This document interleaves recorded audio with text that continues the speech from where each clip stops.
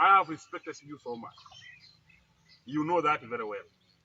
There is no single day I have called a press like now to address Moses. I have been respecting him so much.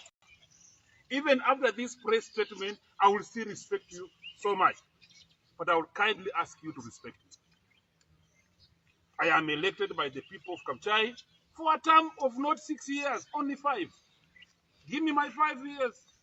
These voters will come back again and decide who to give this Kabuchai constituency.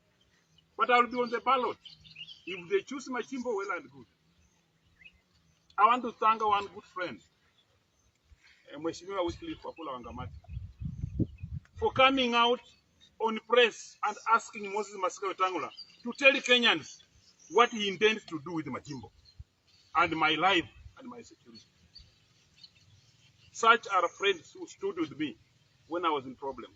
He stood up and asked him, surely if you say Majimbo must go across, atakufa ama ataenda kufanya ni Uganda. That is not my home. You can see my home here. I don't have such a home in Uganda. I don't have another wife in Uganda. I'm like Kibaki. I have only one wife here. I am not going to Uganda, Moses. I'm going to be here and vote. And I'll vote on 27th. And I have my mother here who is old, who will need to vote. I have my wife who will vote. I have my son who will vote and my daughter who will vote. So we have around 7 votes in this home. We are not going to buy fear on this 27th. We are not going to buy fear. Nobody is going to threaten anybody. Election will be done peacefully. I want to give a comment, and this the IG Kanja should know that your office, Mr. Inspector General, it has been compromised right from the top up to the location where the OCS is in Kabuchai. It is compromised in a way that when a Fort Kenya boy comes up, a gang, Fort Kenya gang come up, they attack a person, they beat him, and carry that person to the police station as if they are police officers. When they take to the police station, the OCS of Chwele police station takes them to Bungoma. The law is very clear, the law that I make. If the mob can arrest you and take to the police station, the law states that you must be rearrested by the police. Yeah, the other day, the able candidate who is running for election in Chwele Kabuchai ward, his driver and his friend were beaten by people in Chwele. They were taken to Chwele police station, where I'm saying that your office, Mr. Kanja, is compromised. When they were beaten, they are bleeding inside the police station. The OCS confirms to us that they were even beaten while they're in the police station. A police station that we have guns, goons go there and beat a person, beat him in the police station. And then what the best thing an OCS can do is to take those people who have been beaten, to give them Panadol, and instead of taking them to hospital for treatment, he takes them to Bungoma for custody. We have taken our lawyers today. They have gone to make sure that those boys are released. We are shocked to find that today they are releasing a charge to be taken to court. They say it was afraid. They fought in public. The 2 who are beaten, they are saying they fought with the who? The police of Chwele. IG, can you tell us? Afraid means 2 people, 2 parties fighting. So if you arrest 2 people, and them, they are not fighting against each other. They are brothers. They sit in the same car. They move with Eric Wekesa as a candidate. You beat them, then you take them to Putosi. We want that case to come to conclusion. We don't want anything else short of because of that. So IG know this, that if in this election that is coming out on 27th of November, if you don't up your game, I have here clips and videos which I have sent the DIG personally from my phone to him. He has them.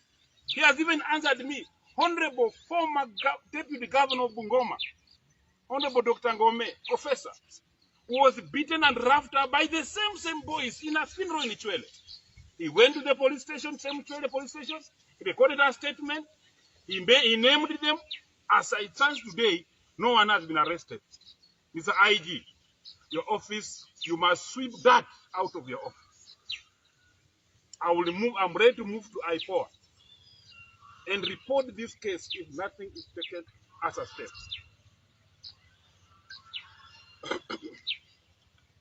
Issues that I've said, Wetang'ula called me in the Kipukusu that Majimbo Avina. Majimbo Avina rie. Na switch. Papa. Kaba lise niche ne kubinewe kumulyango ko malewe papa. Walombile mulugugu. Ye papa niche kumulyango ke hongonda. Niche kumulyango ko hongonda. Ndi shase ke hole kasta bando ke bumia. Niche kumulyango ko hongonda.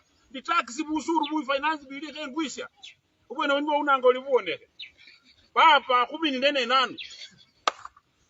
Majimbo Kalasinga mbunge wote alumubini wote. I want to come out clear. Now I don't fear anything. Because Oman, he said the Moses if I cut a sea about the wake up for 5 years. Yubahamu. That one, Nenya Kuechane Heshima. What I did not like from my party leader is that he read on the newspaper that Majimbo Kalasinga goes to the newspaper and writes that he is having a contest between him, Moses Wetang'ula, and Majimbo in the by-election of Kabuchai ward. If indeed it is my party leader, then it is funny. How can your small boy called Majimbo Kalasinga going to compete to you? Ask the people, ask what is wrong on the ground, not me. And secondly, my party leader, I am not a journalist. I am an MP. I sit with you in parliament. I don't sit in the press house, the media center, you know where it is. If you tell me that I read news, I don't understand you. The media move on the ground by her own independently and research and write. Unfortunately, we want to give IEBC the first litmus test for Kenyans to trust you, IEBC, the new chair of IEBC. You must perform in these by-elections correctly. You must diligently give us the best results so that we can believe you for 2027. This is your acid test. If a candidate gets 20 votes, announce 20, not 21. If one gets 200 votes, announce 200, not 199. We are measuring you from this. 27th of November is just here. And I'm telling you, I will move. If things don't go the way they are, I'm known by the same Moses Wetang'ula for moving petitions. I will move for your removal. But let's wait. Let's give you a chance, Mr. Chairman. We believe you are a bright. When I watched you through the interview, I was impressed when you are being interviewed. And your name came top. I thanked you. I congratulated you. But the first exam, paper 1, comes to you on 27th of November. That one, you have to tell us, actually, how best we are going to do this. Mheshimiwa, finally, Moses Wetang'ula. When the president was campaigning here, he told our people that 30% will come to Western on delivery of the votes. We delivered him as president. We did. We worked hard. We gave him a lot of votes from Bungoma. He's the president now. Where is our 30%? When the Majimbo Kalasinga is demanding for 30%, I am not asking by bleeding. I am demanding because this is our house. This is our government. We don't have another government that we will come so that we say shall benefit. Those lorries, Mheshimiwa Wetang'ula, wewe uko karibu na rais. Kwa nikisema unasema mimi niko na tabia mbaya na rais. Wewe tunaenda kuandikisha sasa wapiga kura. Tunataka utuambie wapi lori zitasimama watoto waanze kuingia. My boys are ready kuingia kwa hizo lori. Wakati wanaenda kuandikisha polisi, tunataka kutuambie soko gani, junction gani, primary gani, ward gani, malori zitakuwa zimesimama, na sio malori za kubeba mahindi, malori za green za GK. Situgue vijana. Na ni nyinyi vijana mwenye mndekana kupanda kwa hiyo lori, mnaenda na wale again wenye wanataka kumpea kwa lori kumwambia aenda pikana kwa matanga. It's unfortunate. By the way, I don't blame my youth for even having those things kwa matanga. I'm telling you, some of the leaders don't want our kids to go to school so that they can be able to get a cheap market of people who can throw stones. I am saying that on 17th of November, 18th of November, 19th of November, and 20th of November, I'm going to give bursaries to schools, secondary schools in Kabuchai constituency. I'm going to give out bursaries.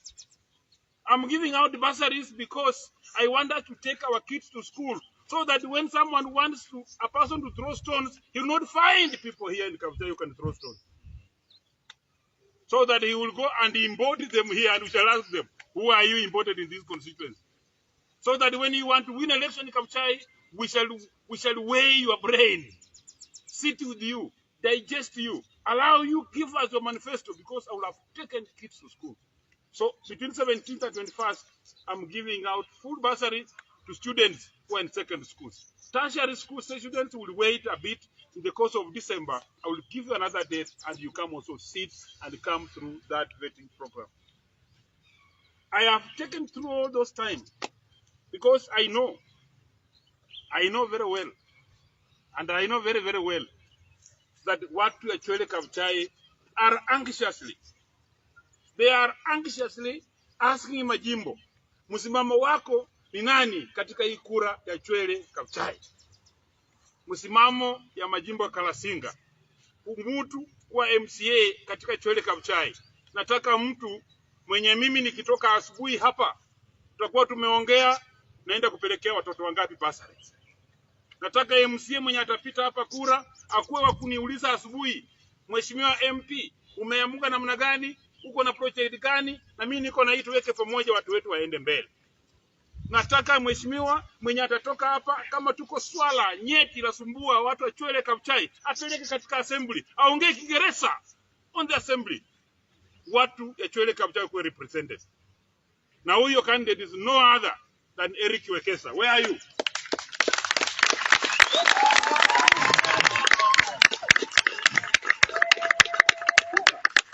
I give you my present as the area member of parliament. This now for people wale watu ambao wamekuwa na wasiwasi, wameuliza maswali mingi. Mbunge wa Kabuchai ana nani katika hii kinyang'anyiro? Pia my party leader was asking me akipika mafumbo. I know where you are watching. Now know that I have a right to support Eric Wekesa, who is an independent candidate. Who is an independent candidate in this election. I'm just doing a repetition because somebody will ask me, and you are in Fort Kenya, and you are telling us that you have Eric Wekesa. Yes, ask Didmas Barasa. When he was in UDA, he came here during a by-election and supported a Fort Kenya candidate for senator. Yes. That one you know. So I am just doing a replica of what Didmas did. And I did not see Fort Kenya complain that Didmas is coming to campaign for us. This is the candidate we shall work with. And my candidate, in my home, you have come to ask for a vote. I've agreed, I'll give you my vote. In my compound, I have a mother, very old. I have a wife. And I have two, firstborn and secondborn. They are eligible to vote. I will move with them to Sikusi Primary School to go and vote for you. Thank you. And how I pray that you conduct your peaceful campaign. When you are approached with Mipini, please kindly go back to your vehicle and go to your place. Don't fight back. Fighting back will not will ruin your reputation. I know you. You have been a student leader in a university. You have run for this seat for more than 3 times. You have been coming number 2. I want to pray whether this time round I will support you and we shall move. We don't have much money. Thank you. We don't have much money on our side. We don't have any money. But we can afford fuel to move, logistically to go. Yes. There is a lot of money from the other side. My candidate, you will know that the other side has central bank. it can bring money. It has a county. In fact, the leader of the campaign of the other side is our governor in the county. We know the treasury is here. But I'm telling my people of Kabuchai that when the money comes your way, eat that money like nothing. Eat the money. But this is the candidate. Have a word with this.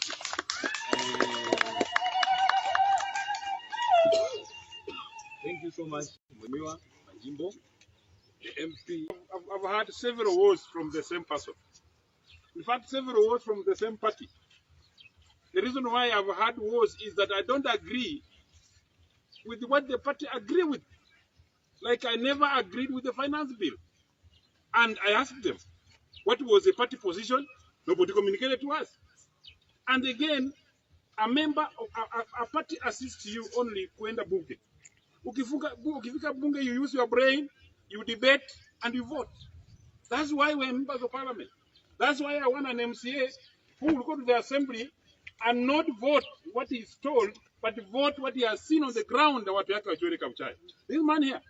So according to me, this last war you are seeing, the one that is increasing, in fact, it is just got another notch higher.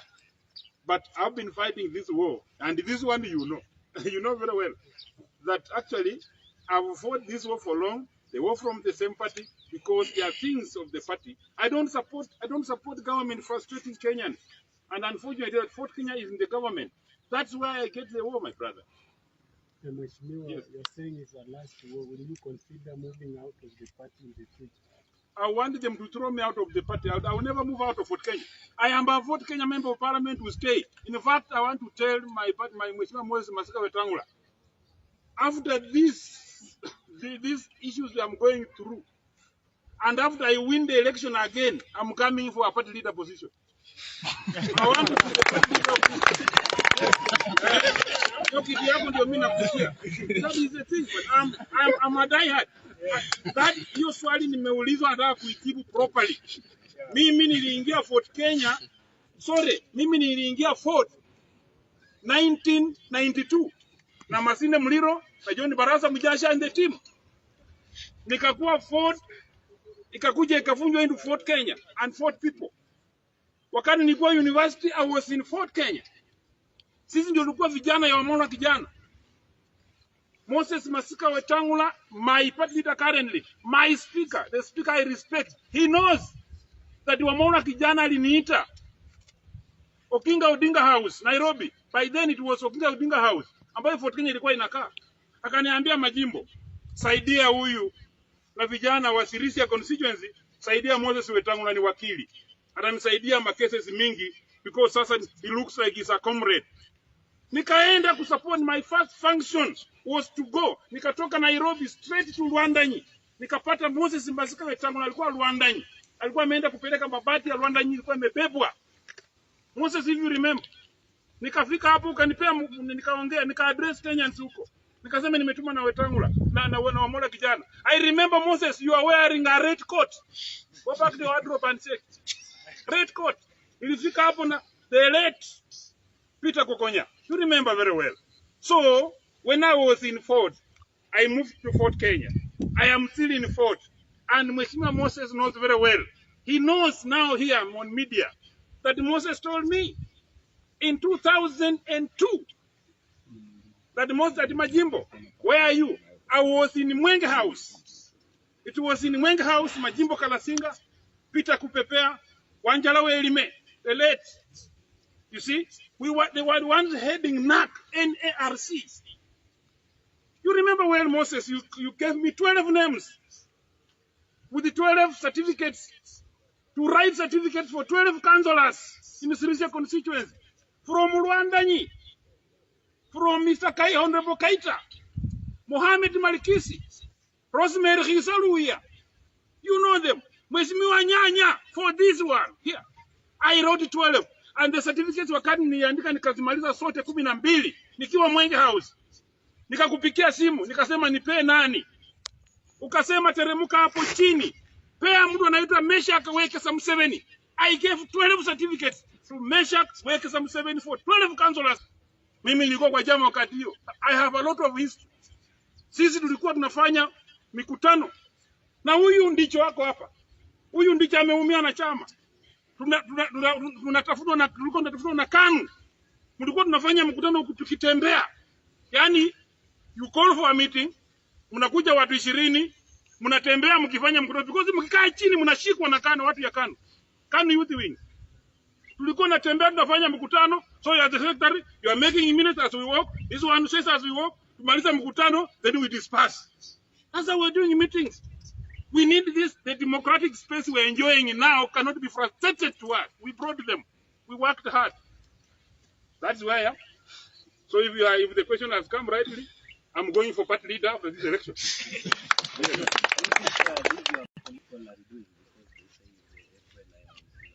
Now, that what Ekwena Yemurusiva is what I don't understand, my brother. Because I cannot be elected by the people of Kabuchai and follow Ekwena when the voters have told me the finance bill ni mbaya. When the voters wameniambia Nzoia wasiuze. When watu wameniambia hapa CPC inatuumiza.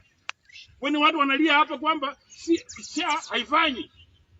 When nimeambiwa barabara lami kutoka Mhwea kuja Chwele yenye nilipikana rais ya kuja hapa alone, wamepikana vita wakamtoa hakukuja. You know that. You have that in record.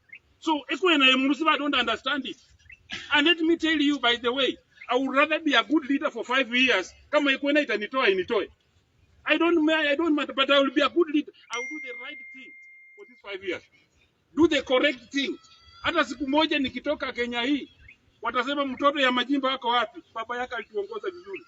Some of these people are eating from the name of Wamolo Kijana, who made good legacies, and then they are gaining from them.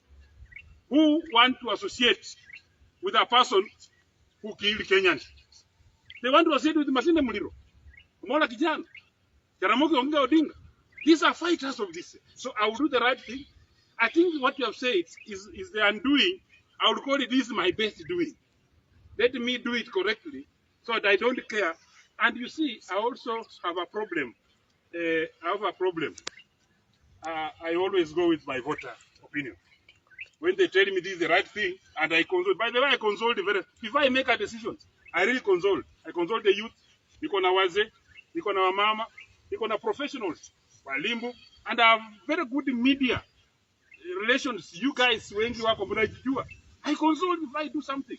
So it is not my undoing, but it's a good character. You must also see that after this Ekwena Yemurusiva, because Chikwena Chifuitanga, who will be there again after Ekwena? That is a good question. Yes. So I think it's very direct. We want to resist him between using the brain, and that one I will not release it here because actually it can be used against me. Kalasinga accused the Ford Kenya party leader of making coded threats during a vernacular meeting. Majimbo Kalasinga, we shall rig elections after amevuka ng'ambo, Wetang'ula allegedly said. A phrase Kalasinga now believes was not just political banter, but a chilling warning. The outspoken MP, clearly shaken but defiant, called on the Inspector General of Police to take the matter seriously. He demanded investigators retrieve and translate the footage before anything worse happens. Kalasinga warned that if the police failed to act, he would take the case straight to the Independent Policing Oversight Authority, IPOA. This is not a joke, he declared. If something happens to me, let Kenyans know who to question. Kalasinga, who has been in Ford Kenya since 1992, lamented that he is now being treated like an outsider within the party he helped build. His explosive remarks come at a tense moment ahead of the November 27th by-election, where political alliances and personal rivalries are reaching boiling point. The MP sphere have also drawn eerie parallels to the late Kasipuli MP Ongondowere, who was murdered after voicing similar threats to his life. Kalasinga's warning has reignited a conversation about political safety and the dark underbelly of Kenyan politics.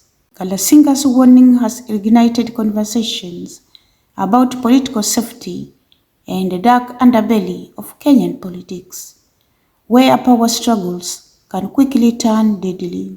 As the nation watches closely, the big question now is whether the authorities will step in or whether this will be yet another ignored cry in Kenya's dangerous world of politics. This is Sauti Mzalendo. Stay tuned, stay safe, stay engaged, and keep the conversation going.